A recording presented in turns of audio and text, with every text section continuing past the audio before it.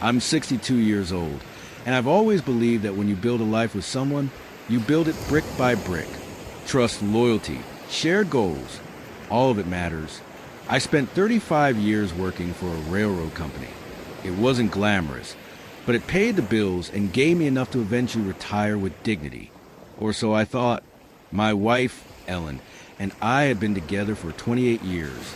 We married young, went through tough times, moved twice, raised 2 kids. I'll admit, we weren't always in sync. Somewhere after our youngest left for college, the distance between us grew, but I never thought she'd do what she did. It started subtly. Ellen became sharper, cold. She'd come home later from her volunteering job at the hospital. Then she started hiding her phone. I caught her whispering once in the laundry room, but I brushed it off. After all these years, I couldn't imagine my own wife hiding something from me. But then came the hammer. She sat me down one Thursday morning and told me, flat as a pancake, I want a divorce. I asked if there was someone else. She just stared at me and said, "It's not about that." Lies. 3 weeks later, I was living in a friend's basement, eating microwave soup and waiting for my lawyer to call me back. Ellen had filed everything in her name, the house, the dog, even the joint retirement account. She said I emotionally abandoned her years ago and convinced the court she was entitled to everything. Everything I built, gone. I was devastated. But something didn't add up. She was too calm, too calculated. She wasn't just trying to move on. She wanted to erase me. But she made one mistake. One stupid mistake. She forgot I still had access to the old iPad we used to share. And that's when everything started to unravel. I'd always prided myself on being a man of routine. Wake up at 6, coffee by 6:30, take the dog for a walk, shower, breakfast, and then I'd either tinker in the garage or head to the golf course if the weather allowed. Retirement was supposed to be peaceful, not filled with the sound of lawyers and betrayal echoing off my empty walls. But that's what it had become. After the divorce, I stayed at a cheap motel on the edge of town for a few weeks. The room smelled like mildew and the heater clicked like it was counting down to an explosion. Still, it was mine, and more importantly, it was quiet. No yelling, no sighs of disappointment, no passive-aggressive remarks over toast. Just me, my old duffel bag, and silence. I had no intention of letting Karen know how much she'd shaken me. The day I walked out of the courthouse and handed over the keys to the house I had paid off with 35 years of sweat and discipline, I didn't cry. I didn't scream. I didn't even argue, because I knew something she didn't. See, about 6 months before the divorce, something had changed in her. I'd noticed it slowly. First, she started dressing better, nothing drastic, but she swapped out her usual sweatshirts and jeans for fitted blouses and tailored pants. Then came the late nights. Book club, she'd say. Girls' night. Volunteering. Except Karen hated reading. Her friend with a church knitting group and volunteering? Please. The woman didn't even pick up her own socks. I wasn't a fool. I started paying attention. It was subtle. A new perfume that smelled like it belonged on someone 20 years younger. Whispered phone calls she'd take in the laundry room. And she always had her phone face down. I didn't confront her. I didn't flip out or start checking her phone like some paranoid teenager. No, I did what any old mechanic would do. I got curious, and then I got thorough. I started digging. Slowly, methodically, the way you take apart an old engine and lay every piece on a cloth to see what's worn out. I installed a tiny camera in the garage where she always claimed to be organizing donations. I backed up our shared computer's browser history. And I still can't believe I had to do this. I created a fake Facebook profile. What I found made my stomach turn. Karen was having an affair. No surprise there. What shocked me was who it was with. His name was Doug Simmons, an old high school flame of hers who had been a local hotshot back in the 70s. Big man on campus, quarterback, the whole 9 yards. Apparently, he'd moved back to town 2 years ago after a failed business venture in Florida. I remembered him vaguely. The guy always had a cocky grin and a shiny red Corvette that screamed insecure. They'd reconnected at a casual alumni mixer. that Karen claimed was a church fundraiser. He was unemployed, divorced, rumored to be living off a modest inheritance. And yet, somehow he convinced my wife of 30 years, that he was her ticket to excitement and reinvention. That was bad enough. But here's the part that truly burned. Karen was planning to sell my house and move to Florida with Doug. I found the email thread between her and her real estate agent. She'd been making plans to list the house behind my back for months. She was just waiting until the divorce was finalized so she could legally sell it without my consent. She had even drafted emails to Doug about starting fresh in the sun, and how she was relieved to finally be done with that boring old man. Boring old man. That was me. I sat there in that motel, the hum of the cheap refrigerator the only sound in the room, staring at her emails with a pit in my stomach that I'll never forget. 30 years. 30 damn years. And I was a placeholder, a stepping stone, a retirement plan she cashed in early. But here's the thing about us boring old men. We know how to play the long game. I printed out every email. I made copies of the camera footage. I recorded my phone calls with her realtor. I didn't scream or confront her. I smiled. I nodded. I gave her the divorce she wanted, and I let her think she'd won. Let her have the house. Because she didn't know about the other house. You see, my father died 2 years prior and left me a small property out in the country, an old ranch-style fixer-upper. I never told Karen about it. Never saw the need. It was in my name only and off the books. I paid taxes through a trust my father had set up. She didn't have a clue. So while she was planning her fantasy life in Florida with some washed-up jock, I was making plans of my own. I met with a lawyer, not my divorce lawyer, a new one, someone with a sharp suit and even sharper teeth. I laid everything out.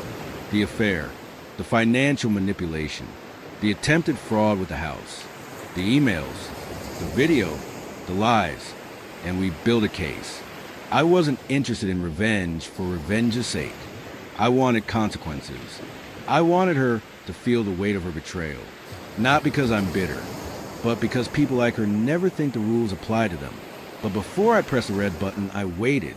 Because Karen was still enjoying her little victory lap. She invited Doug over, moved him into my house. I knew because Ron, my old friend from the police force, was doing some side work for me. He'd planted a second camera in the garage. She even let Doug wear my clothes. He sat on my recliner, drinking my scotch. I'd be lying if I said it didn't sting, but I stayed patient. And the moment she filed to sell the house, that was when I struck. By the time I parked outside Olivia's new downtown condo, I felt like a stranger arriving in a city I once called home. I didn't belong there anymore. The polished stone building, the doorman who didn't even recognize me, the valet who gave me a look like I'd shown up to the wrong party. It all screamed one thing loud and clear. Olivia had moved on, quickly, comfortably. I wasn't there to argue. I wasn't there to beg. I just wanted one last face-to-face conversation. Closure, maybe, or clarity. But I think deep down, I wanted her to see what she'd thrown away. Maybe to regret it. Even if just for a second. When she opened the door, it was like stepping into another world. Her makeup was perfect. Her dress was tailored. Her smile forced, "Oh, hey," she said like I was some awkward delivery guy. "This'll only take a minute," I said, holding her gaze. "Then I'll leave for good." She hesitated. I noticed she kept glancing behind her, like someone else might walk into the hallway at any moment. Probably him. She stepped aside. "Make it quick." Her apartment was spotless, cold, designer furniture, a view that overlooked the skyline, like she was queen of the damn city. I hated how much it all made sense. She always wanted more, and now she had it. Was it ever real? I asked. She turned to face me, her expression unreadable. "Of course it was," she said, "but people grow. Things change." Things? Or bank accounts? Olivia's eyes narrowed. "Don't be bitter, Matt. You're better than that." I laughed, but there was no humor in it. "You lied to me for months," I said, "all while setting up a new life with someone else. You didn't grow. You schemed." Her lips parted, but before she could defend herself, I continued. You know what the worst part is? I was ready to forgive you until I saw the date on the lease for this place. 2 months before we separated. You were planning your escape before you even gave me the courtesy of pretending to try. That hit her. For a flicker of a moment, guilt cracked through her polished exterior. I didn't want to hurt you, she said softly, but you did anyway, repeatedly. She walked to the window and looked out, maybe hoping the skyline would offer her a better answer. I thought he could give me something you couldn't, she said finally. I nodded slowly. And did he? She didn't answer. I left without another word.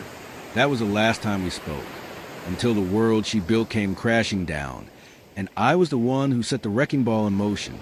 I could have let it go. I almost did, but revenge, like rot, has a way of creeping in slowly. It started with an email, anonymous, a burner account, just a short message and 2 attachments. Screenshots of Olivia's messages to me during our separation.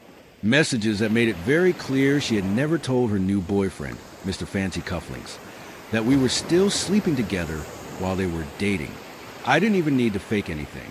I just forwarded the truth. I hit send. Then I waited. It didn't take long. 1 week later, a friend of a friend sent me a link. A socialite gossip site.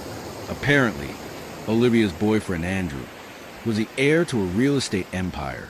His family had deep roots in the city, and every one of their public moves was under a microscope. There had been a gala, a confrontation, an abrupt end to their engagement, announced in a quiet press release 2 days later. Boom. But it wasn't enough. Because Olivia, she didn't just lose the guy, she lost the apartment, the status, the future. Turns out, Andrew's family had a very clear prenup policy, one that kicked in only after marriage. And since they'd only been engaged, everything Olivia thought she had coming vanished. From penthouse to panic in 60 seconds. I found out through mutual friends that she tried to sue for emotional damages. She got laughed out of the room. Word spread fast about the cheating, the lies, the real timeline. People stopped inviting her to events. Her name dropped off social calendars like it was radioactive. Karma had done a better job than I ever could. And yet, I still had one last card play. Not out of hate, not even out of anger, but because the truth deserved a spotlight. I didn't expect to hear from Olivia again. Not after what happened with Andrew, but 2 months after the engagement imploded, she reached out. It was a Monday evening, and I was sorting through some paperwork in my apartment when my phone buzzed. Olivia, can we talk? Just 3 words. No context. No apology. I stared at the screen, debating whether to even respond. My first instinct was to ignore her, let her sit with the mess she created. But curiosity, or maybe closure, got the better of me. Me? About what? The typing bubbles appeared almost immediately. Olivia, not over text. Can we meet? Against my better judgment, I agreed, but on neutral ground. A quiet cafe mid-afternoon, the kind of place where no one knows your name or cares why you look tired. She arrived wearing oversized sunglasses and a beige trench coat, like someone trying not to be recognized. Her hair was tied back, and the usual confidence she wore like perfume had been replaced with something more fragile. "Hi," she said almost shyly. "Hi." I replied, arms crossed. She sat, ordered black coffee, which she never used to drink, and stared at me for a few seconds like she was building courage. "I know you sent that email," she said. I leaned back. "You'll have to be more specific." She gave a tired laugh. "Don't insult my intelligence." I said nothing. She sighed. "He dumped me. Completely. His parents made sure I lost the apartment too. And now," she hesitated, "I'm staying with my cousin, looking for work." I almost felt bad. Almost. "I made mistakes," she said. "I was selfish. I chased something I thought I deserved, and it blew up in my face. But I'm not here to ask for pity or forgiveness." "Then what do you want?" She met my eyes. A fresh start. I nearly laughed. "You think I can give you that?" I thought maybe we'd be friends. It hit me then. Not anger, not resentment, but pure disbelief. After everything, This is what she came for? A lifeline? Olivia, I said calmly, you didn't just hurt me. You torched everything we built. You lied, manipulated, cheated. And now that your new kingdom collapsed, you want to come back and rebuild on the ashes. She looked down at her coffee. I'm not here to make you feel worse, I continued. But I need you to hear this. You don't get to come back when it's convenient. Life doesn't work like that. Silence hung between us. Finally, she nodded. I understand. She stood, tossed a 20 on the table, and left without another word. A few weeks passed. I didn't think about her much until she made herself impossible to ignore again. Late one night, a friend from college sent me a link, a blog post, long, emotional, anonymous. The title? When You're Left with Nothing. It was her, no doubt, a self-pitying tale of how love turned to cruelty, how she was blindsided by betrayal, how people don't understand what it's like to fall from grace. I scrolled and scrolled, and near the end there was, not by name but by detail, I was a bitter ex who couldn't move on. The man who ruined her future out of jealousy. She called the email malicious, the fallout orchestrated. That's when I knew she wasn't sorry. Not truly. She was only sorry for losing. That's when I made my final move. I called an old friend, Rachel, a journalist who now ran a decently popular podcast about real relationship drama. We'd spoken before about Olivia, back when I was processing the breakup. And she always said, one day, this will be a hell of a story. I sent her everything. The emails, the timelines, the screenshots, even clips from Olivia's old Instagram stories, where she bragged about upgrading her life. Every receipt.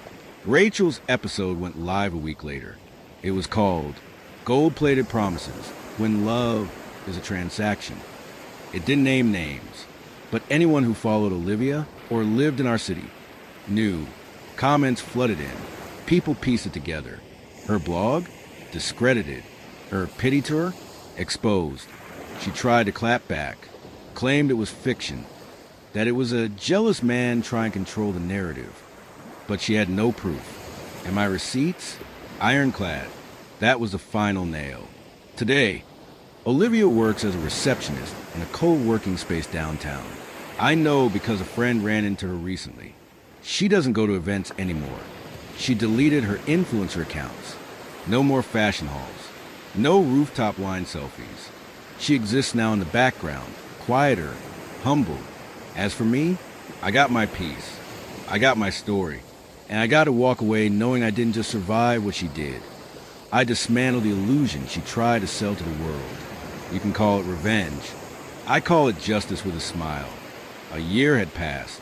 Not a single message from Olivia since her attempt at rewriting the narrative through that blog post. After the podcast exposed her version of events as half-truths and twisted pity. She disappeared from every corner of my life, digital or real. No more look at my perfect life, photos. No more mutual friends mentioning her in passing. It was as if the chapter had closed for good. But life, as I learned, has a funny way of circling back. I was sitting in a downtown cafe on a rainy Thursday morning, working on some contract files, when I heard someone say my name. Quietly, hesitantly, I looked up. It was Olivia. Hair longer, darker, pulled back in a ponytail. No makeup. A coat that looked 2 seasons old. A far cry from the woman who once floated into luxury brunches like she owned the skyline. "Hey," she said, voice soft. "Hey." I replied, guarded but calm. "Can I sit for a minute?" I nodded, mostly out of curiosity. There was nothing she could say to hurt me now. I had healed, rebuilt, moved forward. She sat, folding her hands on the table. "I heard about your promotion," she began. "Congratulations." "Thanks." Another pause. I know I'm the last person who should be here, but I needed to say something, and I won't take much of your time. I leaned back, waiting. "I was wrong," she said. "About everything. About you. About what I thought I wanted. Andrew, he never really loved me. I think I knew that deep down, but I liked what he could offer, and I thought it would last." She swallowed hard. "When it didn't, I tried to convince myself it was your fault, that I was a victim. It was easier than facing the truth. I stayed silent. I blamed you for exposing me. But the truth is, you didn't ruin my life. I did. You just stopped the lie from growing bigger. Another long pause. I'm sorry. Not because I want anything from you. Not because I think we'll ever be anything again. I'm sorry because I finally see who I became and who you always were. And I hate that I had to lose everything to figure that out. I let her words settle. She stood.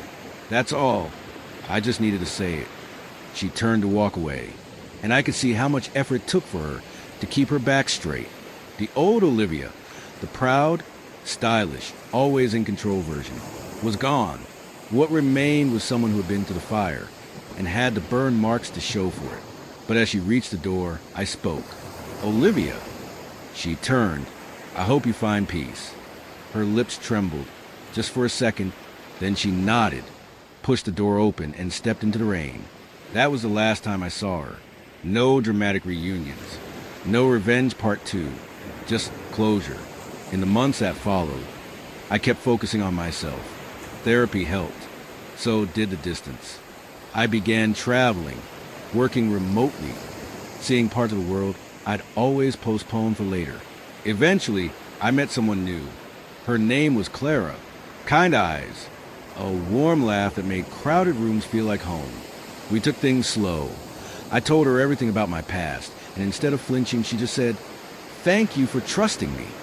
And when I told her the story of Olivia, not as a bitter rant, but as a chapter of my life, she listened without judgment, just understanding. "I guess you had to go through the storm," she said, "so you'd recognize the sunlight when it came." Maybe she was right. I don't think about Olivia much these days. Not with anger, not with regret, just with the distant awareness of a life I almost lived. A life that looked shiny on the outside, but was empty at its core. People like Olivia chase status, applause, appearances. But eventually, the truth always shows up, sometimes in the form of an email, sometimes as a podcast episode, and sometimes as a quiet conversation in a rainy cafe. So what's the lesson? It's not just about revenge, or karma, or even exposing a cheater. It's about reclaiming your story, about standing up when someone else tries to rewrite the narrative in their favor, about not letting the worst moments of your life define who you become. I was once the man left behind. Now, I'm the man who walked away, head high, truth intact, and heart finally free.